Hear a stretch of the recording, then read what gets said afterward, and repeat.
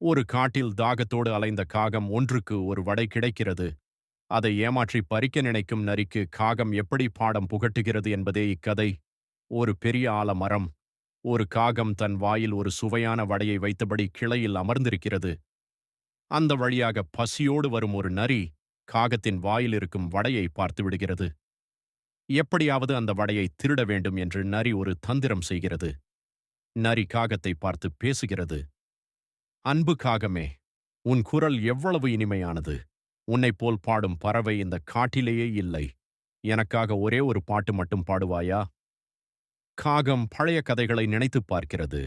முன்பு ஒரு முறை நரி பாட்டு பாடச் சொல்லி வடையை பறித்த கதை. இந்த முறை காகம் உஷாராக இருக்கிறது. காகம் மெதுவாக தன் வாயில் இருந்த வடையை தனது காலடியில் வைத்து அழுத்திக் கொள்கிறது. பிறகு பலமாகச் சத்தமிடுகிறது. கா, கா, கா. வடை கீழே விழாததை பார்த்த நரி அதிர்ச்சியடைகிறது. காகம் நரியை பார்த்துச் சிரிக்கிறது. தன் தந்திரம் பலிக்கவில்லை என்பதை உணர்ந்த நரி வெட்கத்துடன் அங்கிருந்து ஓடிவிடுகிறது. நீதி: அதிக புகழ்ச்சிக்கு மயங்கக்கூடாது. எப்போதும் விழிப்புணர்வுடன் இருக்க வேண்டும்.